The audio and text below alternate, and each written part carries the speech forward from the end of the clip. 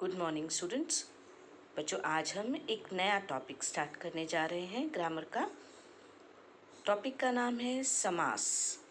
समास यानी इंग्लिश में हम कहते हैं कंपाउंड। ठीक है, कंपाउंड।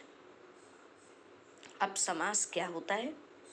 समास का शाब्दिक अर्थ होता है संक्षिप्त करना यानी शॉर्ट करना।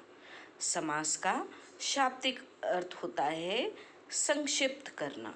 ठीक है, अब ऐसे तो आपको नहीं समझ में आ रहा होगा, तो मैं आपको एग्जाम्पल देती हूँ। जैसे मैंने लिखा कि 10 आनन हैं जिसके, अर्थात रावण। या मैंने लिखा कि रसोई के लिए घर यानी रसोई घर। 3 रंगों का समाहार यानी तिरंगा।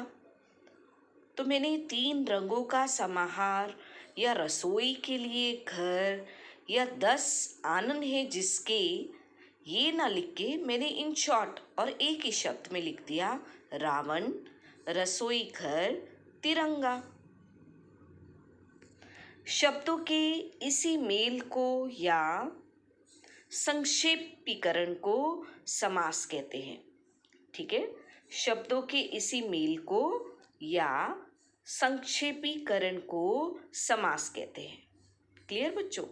जो रावण, रसोई घर, जो तिरंगा लिखा मैंने, वही मैंने इतनी बड़े सेंटेंस को, जो इतना 3 शब्दों का वाक्य था, उसको मैंने शॉर्ट करके एक एक शब्दों में कर दिया, शॉर्ट कर दिया, संक्षेप कर दिया। उसे हम कहते हैं समास। क्लियर?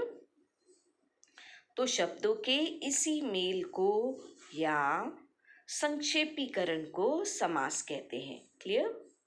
और देखिए, जैसे मैंने लिखा राजा और रानी घोड़े पर सवारी कर रहे थे, तभी उन्होंने 4 राहों के समूह पर बैठे एक व्यक्ति को देखा जो रोग से ग्रस्त था।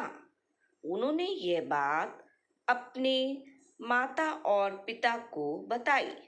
ठीक है, एक बार दोबारा देखिए क्या लिखा है कि राजा और रानी घोड़े पर सवारी कर रहे थे, तभी उन्होंने 4 राहों के समूह पर बैठे एक व्यक्ति को देखा जो रोग से ग्रस्त था यानी उसको बीमारी थी। उन्होंने यह बात अपने माता और पिता को बताई। अब देखिए मैं इसको कैसे संक्षिप्त करूंगी। ठीक है, कैसे शॉर्ट करूंगी कि राजा और रानी घुड़सवारी कर रहे थे। घोड़े पर सवारी कर रहे थे की जगह मैंने क्या लिख दिया? घुड़सवारी।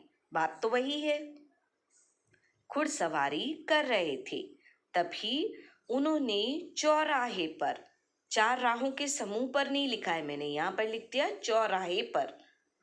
उन्होंने चौराहे पर बैठे एक व्यक्ति को देखा जो रोगग्रस्त था। जो रोग से ग्रस्त था नहीं लिखा है मैंने, यहाँ लिखा है जो रोगग्रस्त था। उन्होंने ये बात अपने माता पिता को बताई। माता और पिता नहीं लिखा, सीधा माता पिता लिख दिया ना, माता पिता को बताई। समास द्वारा अनेक शब्दों को संक्षिप्त करके नया शब्द बनता है और इसे समस्त पद कहते हैं। जो ये शब्द बनता है उसे हम क्या कहते हैं? समस्त पद। जैसे घुड़सवारी, ठीक है, ये सब क्या है? समस्त पद कहलाते हैं। इन समस्त पदों का विग्रह करके यानी तोड़ के इन्हें दोबारा पहले वाली स्थिति में लाने की प्रक्रिया को समास विग्रह कहते हैं। जैसे मैंने घुड़सवारी की जगह लिख दिया घोड़े पर सवार, तो वो क्या हो गया? समास विग्रह। समस्त पद में मुख्य रूप से 2 पद यानी शब्द होते हैं। पहले पद यानी शब्द को पूर्व पद कहते हैं और दूसरे पद यानी शब्द को उत्तर पद कहते हैं। ठीक है बच्चों, फिर दोबारा से हम एक बार देखते हैं। कैसे मैंने शॉर्ट किया था कि राजा रानी घुड़सवारी कर रहे थे, तभी उन्होंने चौराहे पर बैठे एक व्यक्ति को देखा जो रोगग्रस्त था। उन्होंने ये बात अपने माता पिता को बताई। तो समास द्वारा अनेक शब्दों को संक्षिप्त करके नया शब्द बनता है। इसे समस्त पद कहते हैं। क्या कहते हैं इसे? समस्त पद। और इन समस्त पदों का विग्रह करके उन्हें दोबारा पहले वाली स्थिति में लाने की प्रक्रिया को समास विग्रह कहते हैं, यानी तोड़ देना। ठीक है। समस्त पद में मुख्य रूप से दो पद यानी शब्द होते हैं।